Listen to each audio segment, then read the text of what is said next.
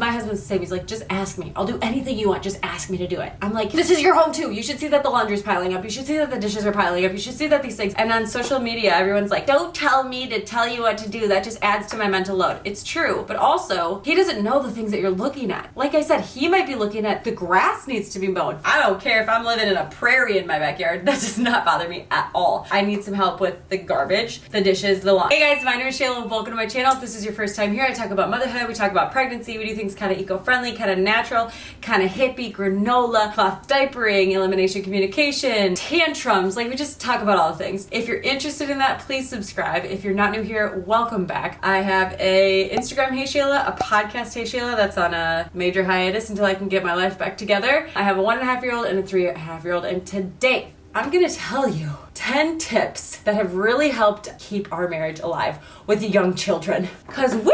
And I hesitate to give this advice because I don't want you to think like, oh, I wish I had a relationship like Shayla. Like relationships, especially with children, are so hard. I just wanna let you know that I do not have a perfect marriage. We are not perfect people. I'm not giving advice. When I'm 70 years old, I will do that. And I will say, this is what you need to have a healthy marriage. But right now, I'm just telling you a couple of tips and tricks that have worked for us. I also think it's really important that you and your partner are both always trying. And so these tips are coming from a place of like, oh, we're just not connecting or we're like not hitting the nail on the head. If you are like beyond that, please go get some therapy. Please work more towards it. These are kind of like light tips for like, oh, we're in a pretty good spot, but like things just sometimes don't work so well. So 2 things. If you personally are beyond like a mindset shift or like a couple quick tips, go get yourself some help because you deserve to feel good and your family deserves to have a mom that feels good, okay? If your relationship is doing well, go see a therapist. Like, go figure things out. The other thing, if you are in a relationship that is not safe, please, for the safety of yourself and your children, go get safe. I heard once, be in the relationship that you want your adult children to be in because you're modeling that for them. So, okay, that's enough serious stuff. But I just wanted to start with that. Like, if you're beyond these tips, please go get additional help because you deserve it, okay? The first tip is that this is a rough time. And that's the tip. It's a rough time. Just knowing that sometimes is really helpful. So like when you become a parent, it's a journey. It is a freaking journey. Individually, it's hard because you're becoming a new person and you're trying to learn your new roles and responsibilities. And then you add in a partner who you're like relying on and they might not do things the same way or like they're clean, is it you're clean? And it can cause a lot of like tension. Know that this is a phase. And then if you guys just keep leaning in and you keep trying to connect, you will get through it. But know that it's hard for pretty much everybody. And every time you add a new kid, it's going to be hard again because it's just a reshuffling of responsibilities and just expectations of each other. And so being clear with those expectations, like for me, please unload and load the dishwasher and maybe vacuum like the hardwood floor, pick up a little bit. The rest of it, I don't care. And he might be like, the toys in the living room are driving me nuts. This is actually our situation. And so he'll pick up all the toys and I'm like, okay, but I really would have loved if you had unloaded the dishwasher. So I started communicating that to him. I'm like, look, I think my things were the dishwasher, the trash, and just like a general pickup. He's like, okay. So then when he had a second, those are the things I did because those are the things that I focus on. So kind of communicating that. The second part kind of goes along with it. Truly put yourself in their shoes. Sometimes you're like, I'm having a hard time. I'm with the children all day. Or like, I get home from work and I have to do this and this and this. And you focus on your experience. I find it very helpful to think about their experience and to have a little sympathy for them, just like how you want them to do that for you. You want them to go, man, she's been home with them all day or like makes dinner all the time. You just want them to recognize these things. So you need to do that for them. And obviously these are stereotypes, right? These are examples. Your examples might be totally different. They might be going to work and they might be stressed about money. And then they come home and they're like, oh, finally. And they come home and they're like, oh, I just get to sit on the couch and relax. And you're like, thank God you're home. Here are the children. Like that clash is pretty common. And I think really difficult because on the one hand, you're like, I get it, like you're tired, but so am I. And I've been doing the same thing over and over. Like it's like going to the gym and like running a mile and then running another mile and then running another mile where you're like, man, I'd really love to just like sit and do some crunches or do something else. Just kind of having some sympathy. I had a friend whose husband was a mason, did masonry. So he was like labor. And they had a deal that when he got home from work, he had an hour. You get home at 5, you have until 6 to do whatever you want. I'm not going to hand over these children at that time. You have that hour to just like decompress, maybe go shower, sit and scroll on your phone. I don't care. And then I get my hour. She's like, that worked so well for us because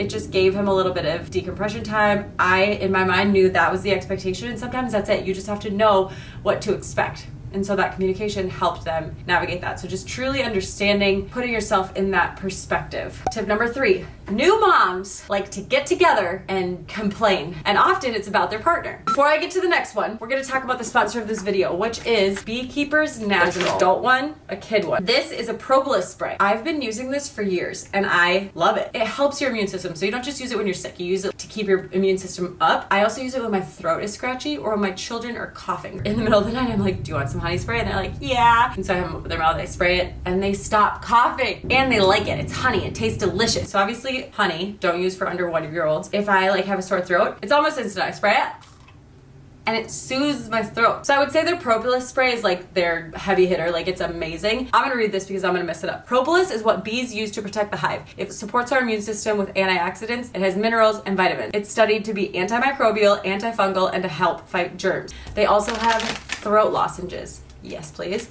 And I just saw on their website they have throat lozenges for kids, and you're like, is that safe? It's a lollipop. It's a sucker so that they get the propolis and the honey to help soothe their throat. They also have cough medicine for kids. Like, I didn't know any of this. So if you're looking for a natural solution to help your kid's immune system and your own immune system, I highly recommend BeeKeepers Naturals. And 20% off with code HEYSHAYLA, site-wide, on individual things, on packs, on the whole thing. So you're welcome. Enjoy that. I really have loved it. I fell into this. I had moms that I would hang out with, and they would tell me all the struggles with their partners, and I'd be like, oh, Seth does that too, or he does this, blah, blah, blah. And then when I left them, I was like, why did I say that? Like, I gave this negative impression of my partner when I feel good about our relationship, and now she in her mind is like, oh yeah, they're struggling too. And I'm like, I don't feel like we're struggling. I don't want you to like think that. But it's often like a connection piece where you kind of complain about it, and you don't have to be like, sorry, your relationship sucks, my partner is the best. It doesn't have to be like that. You can just listen. That's really hard for a lot of people, myself included, to do, is just to listen instead of trying to like find that point of connection. And I want to share my story so that you know that we're the same or whatever. Like, just listening to them and being like, oh wow, yeah, that would be super hard, or like, that's so frustrating. Can you talk to them about that? Maybe give them a little bit of like encouragement. I found this to be so common where people just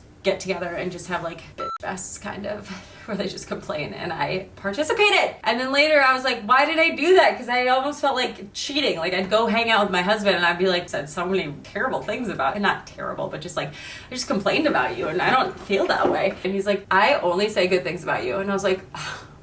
So then I really focused on like on the positive and not rubbing in anyone's face, but just like not contributing to the complaining. Sympathizing maybe, but not in a way that's like, oh, that happens to me too. That's a huge one. I challenge you to work on that. Number 4, if you're going to express grievances or complain, figure out what you want from it. Do you want comfort, where they're like, oh wow, that's really frustrating? Do you want them to help you figure out a solution? Like, sometimes I'm like, Seth, I don't know if I want her to go to full-time daycare or half-time daycare, or if I should do 3 times a week, or if Ezzy should go, and like, it's just too much for my brain to handle. So I kind of just unload on him, and I'm like, what do you think? Give me your advice. Or sometimes I just want him to go, Shayla, you got a lot on your plate. And sometimes I have a request. So I can't figure this out, I'm handing it off to you. Will you please sign them up for daycare? Whatever you decide is great. These are the kind of things that I think. Maybe check with me before you do it, but like, can you take on this responsibility? Figure out what you want in the end, because I am good at just being like, oh, I'm so tired.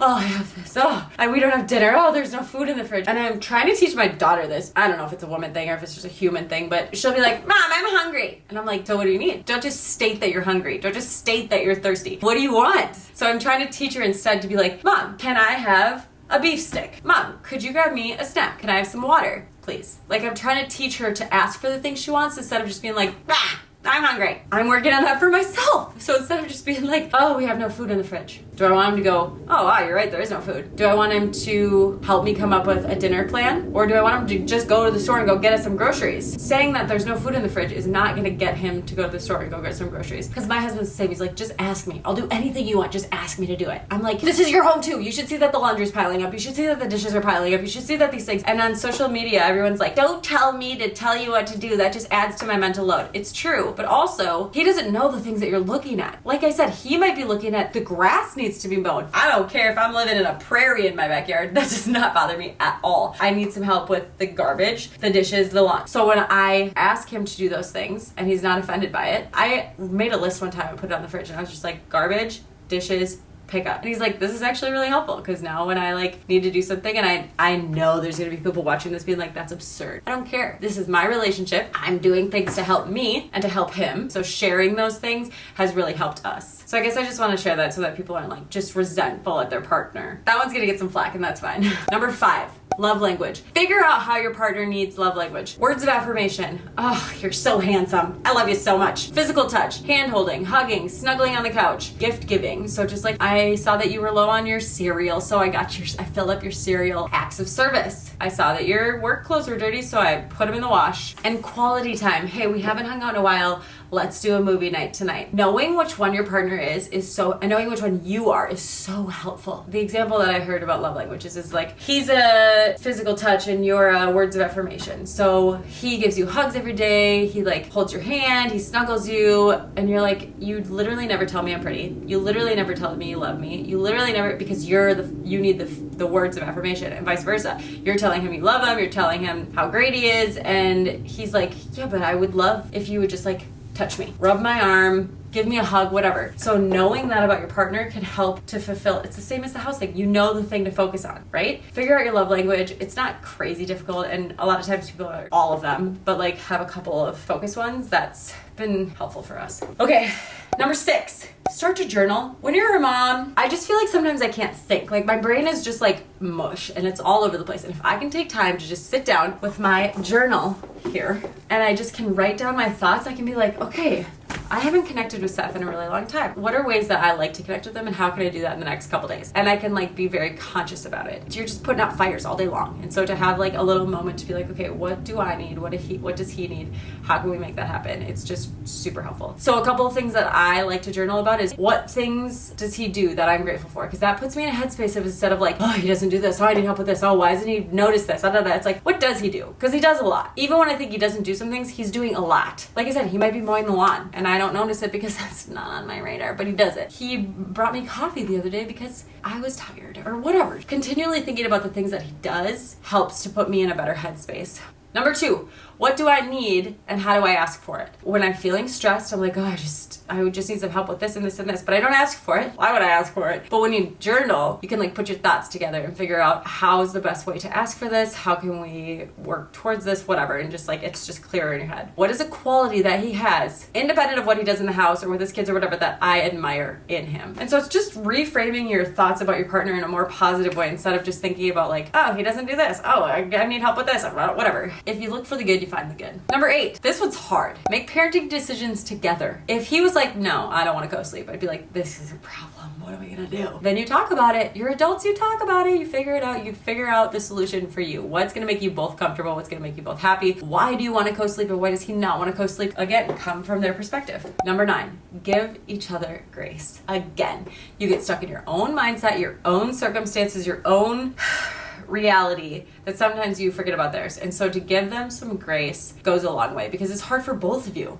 to be working, to be taking care of a house, to be taking care of kids, all the things. It's really challenging. So I think just like giving them grace and communicating what you need directly. Guys they need directness, and girls are really not great at being direct, or maybe that's just a Midwest girl thing, but like, he's like, please just tell me what you need. I'm like, I can't. And then number 10, find your new way to connect. When you have kids, you can't always just like go on a date or go away for the weekend or like do all these things. For us, our new way to connect is, hey, tonight, do you want to watch a movie together? And I could either be like, I can't believe that this is what it's boiled down to, or I can be like, yeah, I'm so glad that in this season of life, we have found that like sitting and watching a movie together is amazing. You got a delivery for food. Well, that's a treat. Like just figuring out what you need. And some people might need a date night out. And then you make sure that you get that on the calendar and you do that once a month, once a week, whatever you can do and whatever you need. Maybe you guys need to work out together. Maybe you guys need to, I don't know. It's your relationship. You figure it out. But I just think connection after kids is way different than connection before kids for a variety of reasons, not including just intimate time. But that's a factor as well. I have a video on that. But I think knowing your new way to connect and you're both understanding that you're both happy with it is really important. So I hope that these were helpful. Like I said, I am not an expert, but these were things that have helped me change my mindset, to get in a better headspace, to just like help my relationship. So I really hope that it helped you. I will see you guys all next week. Bye.